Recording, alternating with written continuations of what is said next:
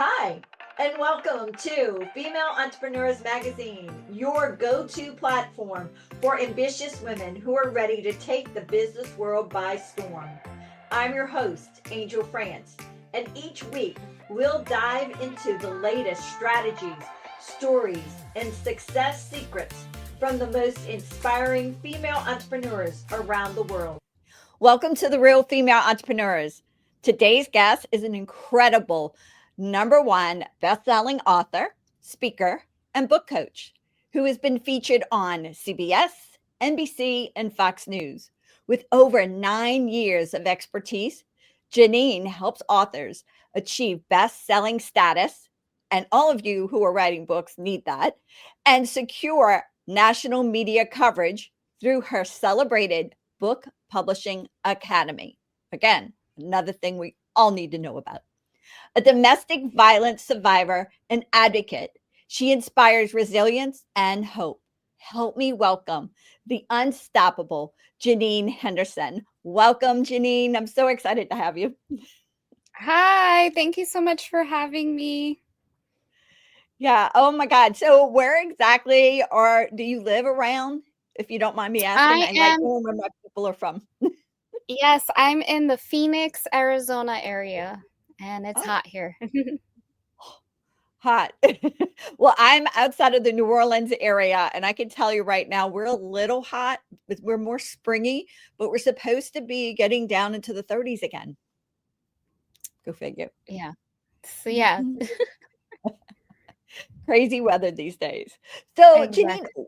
what exactly inspired you to become the amazing entrepreneur that you are today, if you don't mind? Mm, I've always had a passion for writing books and writing in general, writing poetry, and I'm going to be honest with you. I was in corporate America doing HR management, and they wanted me to become a director of HR and take the certifications and do all the trainings, and I had zero desire. So I had to sit with myself of like, why? Why don't you want to do it? Most people want to grow with the company, and I didn't. And so I had to come to the decision that what makes me happy every day is books. So within 6 months, I left corporate America and I started to do my full-time author stuff. Well, thank you for answering that because I love the fact there's always a defining moment in our career that does a flip that gets you on this path. I Mhm. think that's amazing. How long ago was your #1 best-selling book? I have two or three. My first one was like maybe 5 or 6 years ago. I don't even know. Probably 5 or 6 years ago. Yeah. And tell me about the books that you write about, if you don't mind. So I write about poetry. I do have some children's books that are more about like spirituality and mindfulness. And then I do like self-help. I talk about my life, like things that I've gone through. So a little bit of memoirs in there as well. And what about your book publishing academy? Can you tell us a little bit about that as well? Yeah, so basically, it's an online academy that teaches you how to fully write, publish, and launch your books. And then we also teach them the media, the branding, the sales, like how to, market their book and sell their book and get on the news and all of that stuff. So it's like a one-stop shop for everything so that they can have a successful author business. And then I do group coaching with them. So I answer questions, I offer support, I'm there to guide them as they publish. Yeah, publishing is something I think scares a lot of people, and the fact that, I mean, you quit corporate America to do it is amazing. Yeah. I'm very grateful that I had the opportunity to do that and that I can do it every day, wake up every day and do it. I know, isn't that fabulous? Not everybody, gets to wake up and do the passion and the love and what's in their heart every single day, and, as entrepreneurs, we do, Yeah. The other key is how do we take the things we don't like about the business and delegate it? Are you good at that? I suffer at that because I wanna have control a little bit. I had a lot of control issues for a very long time, but I think now I'm learning that the more that I delegate things, the more results we get. So I have become a little better with it, and I have a team that helps me with certain things that just are not in my bandwidth. So I've been learning to let go. Yeah. So I have this, I've been using I taught a time management course this past week and a half, 2 weeks ago. And what I actually was doing is the Eisenhower matrix. Have you ever heard of it? Mm-mm, no. It's really cool. So Dwight Eisenhower started it, and Steve Jobs, yeah, Steve Jobs. It's in the Habits of Seven, whatever. I'm saying it all wrong. We'll get it right. So anyway, Mhm. so inside of there, they actually teach the Eisenhower matrix. So what you do is you put urgent, not urgent. So you break it up in 4 quadrants: urgent, not urgent; important, not important. So basically, it's like at the bottom, it's delegate or delete or do later. So Oh yeah, basically, I've that done shouldn't that. even be there. And up above it is um like schedule on this side, and this is must do today. Like it's the to Yeah. do, got to do. And I loved it. And it was like, okay, I'm having so much fun with that. I'm like, okay, delegate. Now I need to find somebody to delegate to. Yeah, no, I think I have done that before, and that really did help. Yeah. So yeah. Mhm. So all right. So how do you balance talking about delegation and moving things through? How do you balance the demands of running a business and family life and personal life?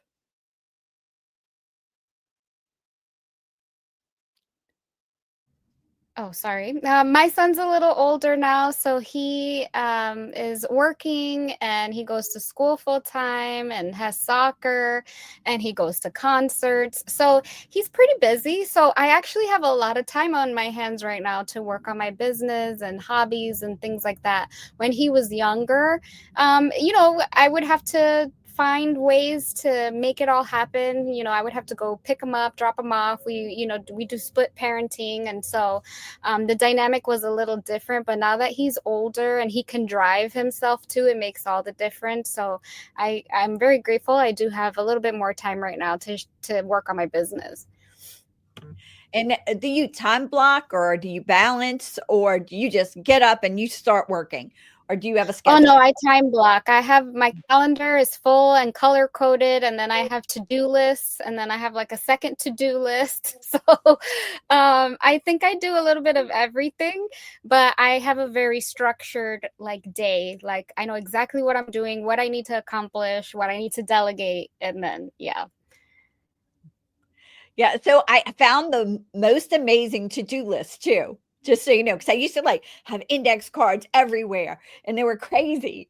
And so I found an app. It's called the to-do list. It's pink and blue, like little check Mhm. marks, and it's on Android and Apple. And oh my God, it is amazing because you can subtitle in it, because Google just made my calendar go crazy. Mhm. And I find that I need all of them. Like I need my Google. I do have a app too that has a to-do list, and then I need a paper one. It's like I think it's a little bit of ADHD. Like I need all of it to keep me on track. Yeah. Guilty. Yeah. I'm guilty of that. I love that. Yeah. I love the fact that we can admit that we have a little OCD and control Little fact OCD. going on. Yeah. All right. What advice do you have for other women who are like you were, like woke up one morning and had this proposal dropped in their lap and said, "Oh," and you're like, gut in your gut, you're like, "No, I don't want to do that. I don't I want to say move up no. to corporate." You say no? I just I've learned to say no to things that I don't want to do. If it doesn't align with me, I will not do it. Um, whether it be corporate worlds or in my business. I've just I don't want to do anything that doesn't make me happy. Very good. That's perfect. I'm gonna write that across something and say, "Don't do it if it does not make me happy." All Yeah. right. So what about if they're thinking about starting a business and they know that deep down what they're doing doesn't fit and align with them. What suggestions do you have for them? I always tell people, like, go back to think about when you were younger. What did you want to do when you were younger? Because like for me, I found that when I was little, when I was 9, I would always talk about wanting to be an author. I always wanted to write a book. I always wanted to do this. So I always tell people, tap into that inner child and ask yourself, write down, what are the things that you wanted to do when you grew up, right? Because sometimes life takes us on different paths, and really we need to go back to that, like explore that. And even if that's not what you want to do, go try it though. Like, did you want to be a ballet person? Go dance ballet. Did you want to go be a fireman? Go to the fire station and check it out. Like, start to explore, and you'll find it. I love it. Yeah, no, actually dance is my jam. I love dancing. It's my jam. Yeah. And I call everything. Wait, what? I'm gonna Wait, start what? taking dance lessons soon. Oh, what kind? I probably salsa dancing. Love salsa. It's so much fun. It's so much fun. Yeah, I think I want to do competition swing for fun. Oh, that's cool. Yeah, it's just my husband's not a big dancer, and he's like, "And who are you going to have as a partner?" And I'm like, "Oh, okay." All right. What advice do you have for the women? Because I mean, be honest, as entrepreneurs, we struggle sometimes. What advice do you have for them if they're struggling a little bit and they just need to get over a hump? I mean, it really depends on what type of struggle they have or what hump they need to get over. But I would say give yourself grace. And honestly, like, don't force yourself to do anything that you're not ready to do. If you need to take a break, process what you're feeling, and then move forward. Because the work will be there regardless, today or tomorrow. Don't burn yourself out trying to figure it all out. You know what I mean? Take a break, breathe, and then move forward. Yeah. Okay. All right. What about knowing what you've learned so far in business? What would you go back and tell your 18-year-old self? Oh, it doesn't have to be perfect. I waited 17 years to publish my book because I wanted it to be perfect. And even starting my business, it took me a while because I wanted professional videos and all the things. And my mentor was like, just do it on your iPhone and fix it later. Like, just go, and had I not listened to her, I wouldn't have done what I've done so far. So it doesn't have to be perfect. That would be what I would tell an 18-year-old. Yeah, true. All right. What about is one key that has helped you scale your business that maybe people said, oh, no, that's not going to work, but you did it anyway? Being vulnerable, raw, open has really helped. I feel like people will buy from you if they trust you. And the way that they will trust you is if you share and you are open with them, especially in book publishing when you're sharing stories. So that's why I do it. Very good. And storytelling is the key to everything. Don't you agree with that? Yeah. Like, yeah, if you could just say, hey, buy this book, or you could say, hey, I went through this and this is what happened to me, and I'm sure somebody can relate to this. Like, when you storytell, it's so different. So yeah. It really is. And I always go back to, how did in the old school, even the Bible, what did they do? They used stories to tell, anything that's happening or that happened, just because that is what grasped people's attention is storytelling. Yep. It's so true. And even with selling, let's take the best salespeople out there. What do? They storytell. They storytell. Mm-hmm.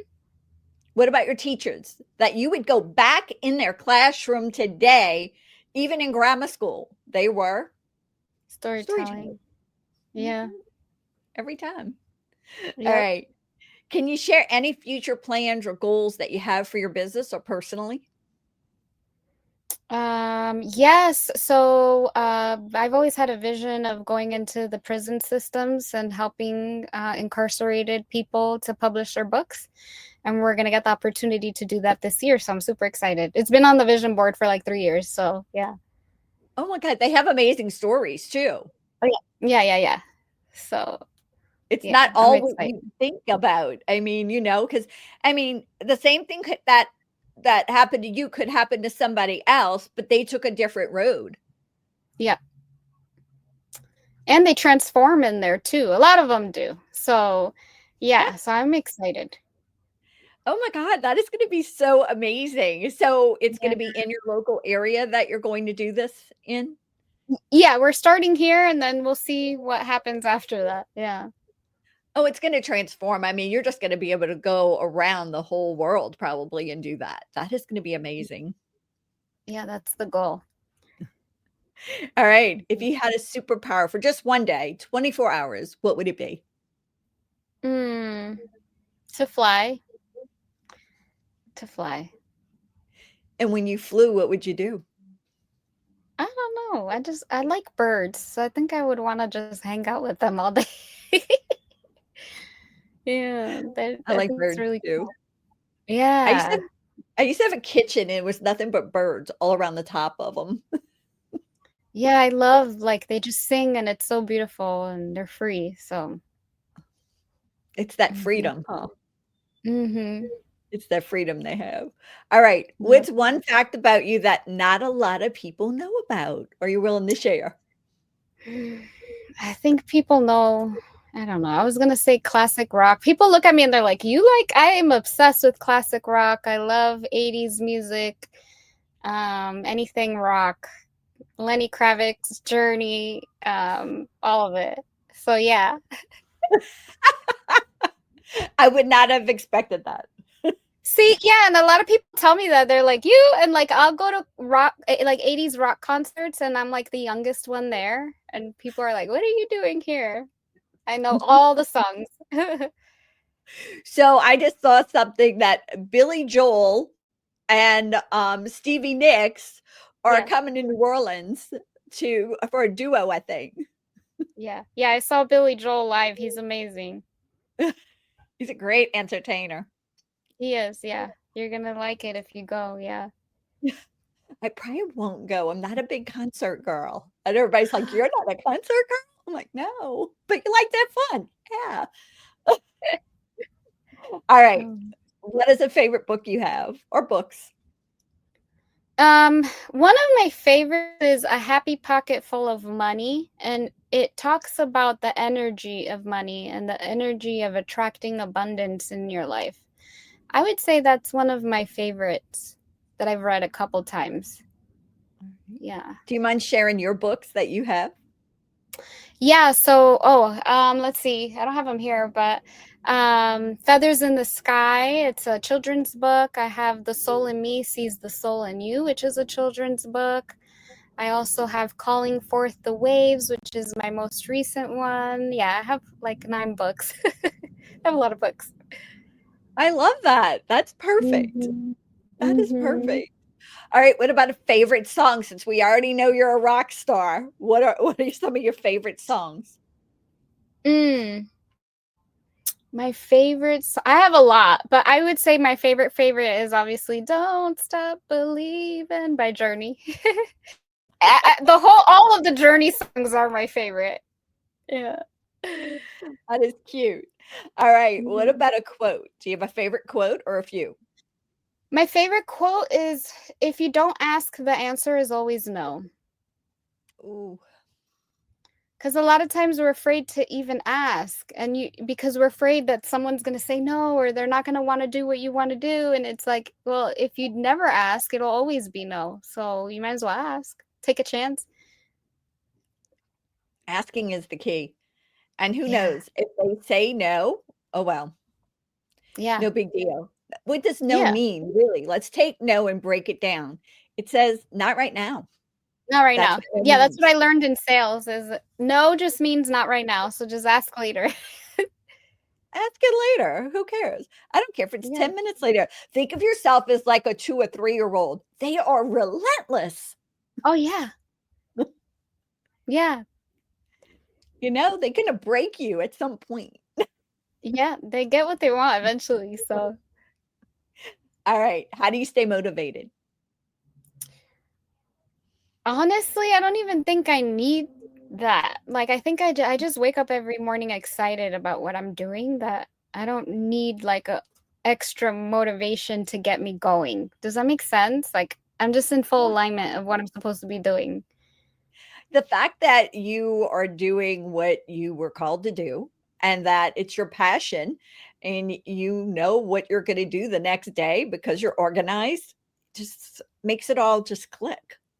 Yeah, it makes it so much easier. So, and I mean, I find that people, let's just bring this up because this is where what we're talking about. I find that people who are butting their heads up against the wall sometimes, or maybe need to adjust because maybe they're on the right path, but they have to do a little adjusting on that path at that time. Yeah. I was talking about this with my friend earlier of like our vision, like where we're going is always adjusting, you know? It's never always just set in stone. So the path will always adjust. It'll change with time, you know? It does change. Things get added, things get removed, and but it's still in the same path. You know, you Yeah. have to go through what you have to go through to be able to get to that next step where you're called to be. Yeah. I always heard the quote, champions adjust. You just adjust. Just adjust. Yeah. All right. What is the best way for our audience to connect with you? The best way to connect with me personally is Instagram. It's Book Publishing Academy or Janine Hernandez _ or you could go on my website, bookpublishingacademy.org. Okay. All right. Is there anything else you want to talk to the female entrepreneurs about today? I think that's all. Thank you so much for having me. I truly, truly appreciate you. Thank you so much. You are amazing. Thank you, Janine. Thank you. Thank you so much for tuning in to this episode of Female Entrepreneurs Magazine. I hope you found inspiration, actionable tips, and a sense of connection with our incredible community of driven women. Don't forget to hit that subscribe button, leave a review, and share the episode with fellow entrepreneurs who are ready to elevate their game. Remember, your success is just the beginning, and we're here to support you in every step of the way. Until next time, keep shining, keep thriving, and remember, you have the power to create the business and life of your dreams. Stay inspired, and I'll see you in the next episode. Bye.